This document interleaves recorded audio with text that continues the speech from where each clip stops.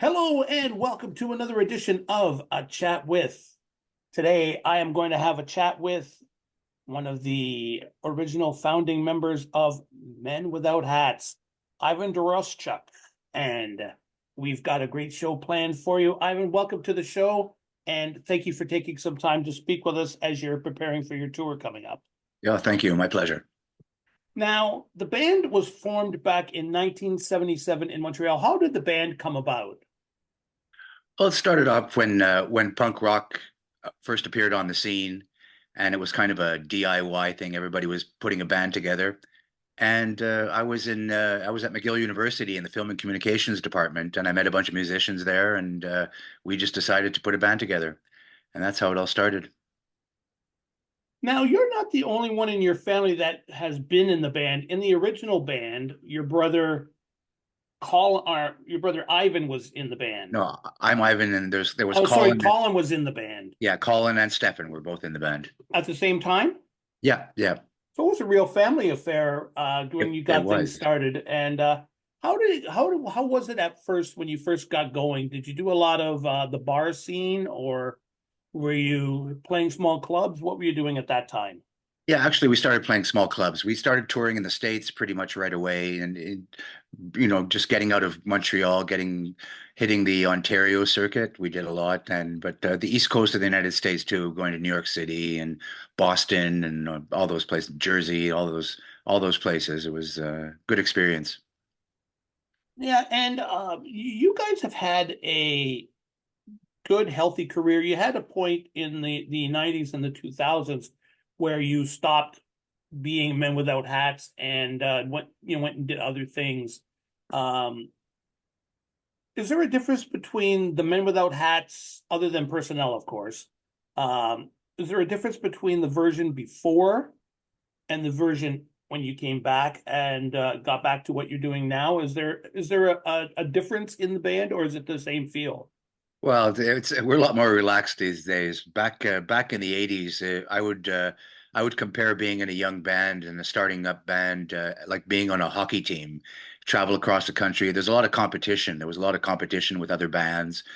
You go to cities, there's only that many clubs to play at. There's only that many spots on the top 40. There's only that many reporters and magazines to talk to. So there's a lot more competition when you're starting off your band.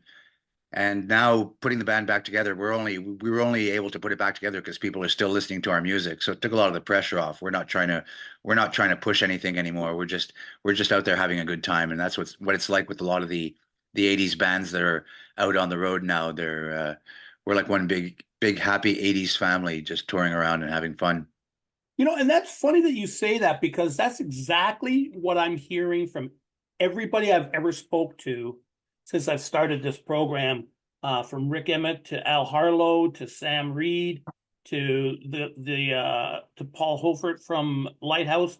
Everybody says the same thing. Yeah. The 80s groups are like one huge family, and they love to support each other. You guys love to tour with each other and that sort of thing. Is there what do you think is the feel for that? Because a lot of times with the performers of today, the younger performers that are out now, they have their set, we'll call it a clique of groups and individual artists that they like to perform with. Whereas the 80s bands, they just love to have fun, play music, and have people smile and enjoy themselves. Is that how you guys felt as a band? Yeah, yeah. Coming back, it was great. Coming back, we were, playing live shows now. It's great to see we see our original fans are out there to see us, and a lot of times they bring their kids, and sometimes even their grandkids. So it's a cross-generational crowd thing. So that's really cool too. It's a family affair in the crowd, and a lot of happy faces. We bring back a lot of memories to people, and the '80s were generally a happy time. The songs were. It's a dance music kind of thing too. There's a lot of '80s kind of dance pop dance music, which Yeah. we do. And so there was a lot of songs too in the '80s, a lot of memorable songs and a lot of sing-alongs which didn't necessarily happen in the decades after that. So we bring back a lot of, like I say, we bring back a lot of memories to people, and they have a good time when they come and see us.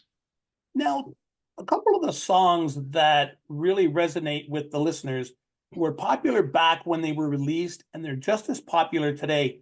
That is, of course, the song I played just before this interview, Safety Dance, which was number 3 in the US and number 11 in Canada when it was released, and Pop Goes the World, which came all the way up to number 2 in Canada. And now they're just as popular today as they were back then. What do you think is the longevity factor for those songs? Is it the fun that the songs were? Because I thoroughly myself, I love the songs for the fun, the poppiness of them. Yeah, I think it's the message. The message endured. The you can dance if you want to. I think that's a sort of a message that people still want to hear today. They still want to hear that message. And Pop Goes the World was when it first came out, the message behind Pop Goes the World was we have to start treating Mother Earth a little better or she's going to blow up. And that sentiment too is being echoed today. The green movement, the sort of eco movement is still happening today amongst kids. So these are, they're just messages that still resonate with people today. And that and a couple of other things. The video for Safety Dance and for Pop Goes the World, but especially for Safety Dance, the video was kind of timeless. It was when it came out, people weren't expecting to see a medieval kind of Pied Piper type of thing happening, and so today you can still watch it, and if you turn the sound off, you can't really tell what decade it's from. It's not your usual spiked hair and zippered clothes and pointy shoes. It's more like a Western almost. You can't really tell when it was made. So lot of factors. We the songs have been embedded in pop culture too. Shows like The Simpsons and Family Guy have used the songs a lot, and there was a show called Glee that really helped sort of attract a whole new audience, a whole new younger generation of listeners to the band too. They performed Safety Dance on one of their episodes, and it got us a lot of new listeners. Do you miss the hair? Do I miss the hair? Yeah, the Oh long hair. no, it's still Oh, happening. okay, good. Yeah, because that was one of the things I actually watched the video the other day, and I was looking and I was thinking, man, I miss those days. I've got a little bit of the long hair happening, but not as much as I used to, and No, I miss those days. It was a lot of fun. But the songs that you guys have in the band, and those are just 2 that I've mentioned. There are many, many others that are very, very good songs in your catalog. thank you. How do you go about the writing process as a band? Is it just a couple of you that write, or does everybody pitch in? I'm the sole songwriter and lyricist, and I tend to watershed. I tend to not write for a long time, and then one week I'll write 20 songs, all one right after the other, and that's how I've always sort of proceeded the whole career of the band. It's been that. Some people collaborate sometimes with me, but it's mostly myself writing all the stuff. Yeah, and you've got a very good catalog. You've got 8 albums that you released, 11 singles that have been released, and you released Men Without Hats Part 2 just recently. Tell us a little Yeah. bit about that album. Yeah, well, that was an album actually that was a bit different than all the other ones because that was an album it was basically fan driven. We made it because the fans were asking for new music. So what we did is we went back into the vaults and found some old demos that from the 80s and 90s and 2000s that we hadn't quite finished up yet. And so we finished those songs up and put it all together, wrote some new ones in the studio. And yeah, it's sort of so a lot of those songs still have that 80s classic 80s sound to them because they were written back then. They just weren't finished. And that's the very cool thing. Now, as we're recording this, it is February the 21st. It's a Wednesday, and tomorrow on my morning show, you guys are the big show artists of the day, and I'll be playing a couple songs off of that disc Great. for the fans so that they get an opportunity to hear something other than um, Pop Goes the World and Safety Dance, which are great, great songs. But I want them to hear some of the newer stuff that you guys did as well to see how you guys have that longevity that I mentioned earlier. And it just blows my mind how so many bands from the 80s are still out there and kicking, especially Canadian bands. There's a lot of Canadian bands out there that are out there touring and having a good time. Is there Yeah. anybody over the course of your touring career that you've wanted to share the stage with that you haven't had the opportunity that you may at some point?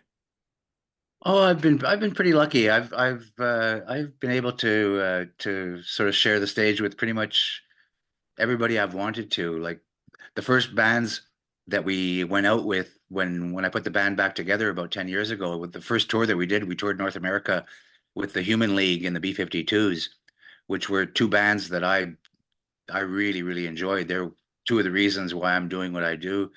And so I was quite fortunate. We just got off the road with Honeymoon Suite and Spoons and Aldo Nova too. And so we're very, very fortunate. We're blessed in a lot of ways. That's the thing. A lot of people say they're blessed, but it's a lot of hard work that's gone into what you've done. And it's well worth the efforts that you guys have put in to entertain us. And when you go out to a show now, you've got a tour starting in March. That'll be happening, and we'll talk about that in a little bit. But when you go out to the shows now, it must make you feel good to look out there and you see the father or the mother bringing their son or their daughter or their family to show them who Men Without Hats are. And Yeah. that must be something that's very cool to see. I haven't had that opportunity because I've always been like the wedding guy when I do shows or the show for the radio station format. So basically, it was an age group, whereas you're getting the masses. That Yeah. must be a Well, we're good lucky feeling. because we're lucky because pop music, contemporary pop music, modern pop music today uses a lot of 80s influences too. Like you listen to a lot of songs by new artists today and you hear the 80s drum sounds and the robot voices and a lot of synthesizers happening. So I think that's why the kids today can connect with this kind of music too. There's a lot that they can draw on. That's true. And I had a chance to talk to Howard Jones, who you've toured with, and Yeah, he said several times. basically the same thing. He said basically that when he goes to a show now and he looks out and he sees the audiences that are there, that it's a mixed bag of young and um, mature audience. He didn't use the word old, and he feels that it's going to help him and help 80s music in general with longevity because it'll now give you a whole new fan base. Do For you sure. find the audiences are starting to change a little bit? Like might be a little more mature audience, and then now it's getting a little younger as you go along. Yeah, it is definitely gets it's getting younger, and like I said, the people are bringing their kids, sometimes their grandkids, and it's great. We're really lucky. Now let's talk about the tour. It looks like you're going to have a lot of fun on this tour. You're going to be starting on March the 8th in Calgary at the Grey Eagle Casino. I believe tickets are on sale now for that show. And you will be going all across Canada and the western part of the United States as well, and some of the east. You've also got a show on July 24th in Toronto at the Great Canadian Casino. Um, what can we expect from that show? Will there be a lot of course, the great catalog that you have, and will there be some new stuff as well? Well, we're going to concentrate mostly our first albums. This is going to be kind of it's the one in Toronto is part of the Totally Tubular Festival. We're going out with Thomas Dolby and the Thompson Twins, and so it's an '80s kind of package that we're doing. So we're going to be playing. It's going to be kind of a best of Men Without Hats. We're going to be playing all the hits from our first few albums, and the it depends where we play. It depends because we're on several tours. Like I said, we're doing a tour with Honeymoon Suite and Spoons. We're doing a tour also this summer in the States with Wang Chung and the Motels. We're doing Nice. we're doing a bunch of stuff. So it's depending on where we're playing, we play different lengths. So the longer set we play, the more new stuff people get. And are you working on new material at this time? Yeah, I'm just about to go in the studio in about a month. We're heading back in the studio to record some new stuff. We're always kind of writing stuff all the time, so it's good. Well, you've made my day. I'm looking forward to it. So no pressure, but let's get a move on here and get the Yeah. material happening. Like I said, you've got 8 albums that are out right now. Um, can people get them off your website? Can they be purchased through you or through the usual things like Yeah, just Spotify, through the Apple? usual thing, Apple Music, and on our website, we sell a few on our website, and we sell vinyl. We have some vinyl on our website too, and it's safetydance.com, and the rest is on Apple and just where you usually get your music from. Now, who you listed a couple of bands that influenced you. Who else influenced you to get into pop music? Well, I grew up, I was a teenager in the 70s, so I grew up with a lot of glam rock and a lot of prog rock. And I've always said that sort of new wave 80s music, or the type of music that I was doing, was a combination of prog rock and disco. It was synthesizer music with a dance beat. And so I grew up listening to, your David Bowie's and Lou Reed and Led Zeppelin. My first big show I went to was Led Zeppelin touring Led Zeppelin 3. Wow. And so I saw a lot of the classic rock bands, but then got into, because I'm a keyboard player, I got into a lot of the prog rock bands like Genesis and Pink Floyd, Yes, King Crimson, all that type of stuff too. And then I got into just when this end of the 70s came around and it was the dying days of disco and of sort of classic rock, I started getting into punk rock and into new wave, and that's when I put a band together. And I'm grateful that you did. Now, just before I let you go, we're going to be playing "Pop Goes the World" after this interview. And how did that song come about?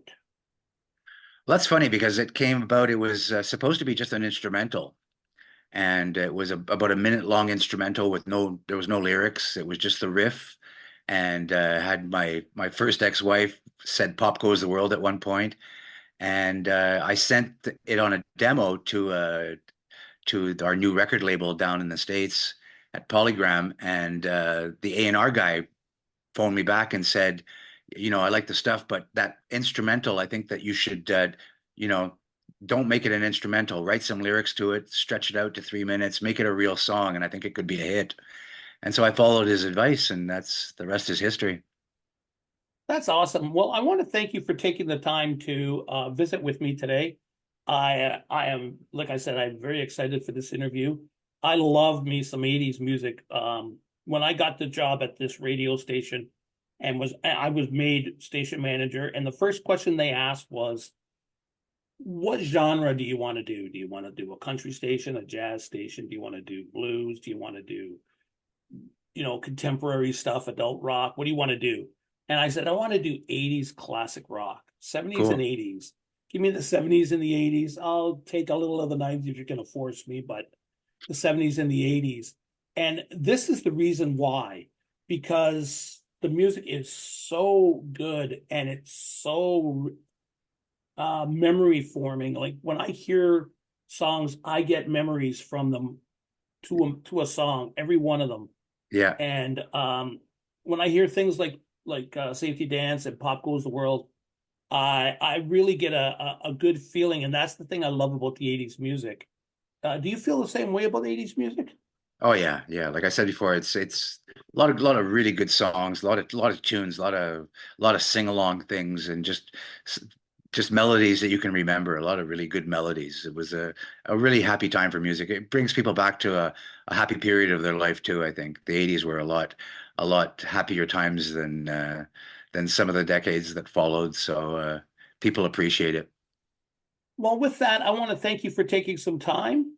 Well, thank I you. am very excited. We are going to play Pop Goes the World right now from Men Without Hats, and that is uh, Ivan Doroschuk, sorry.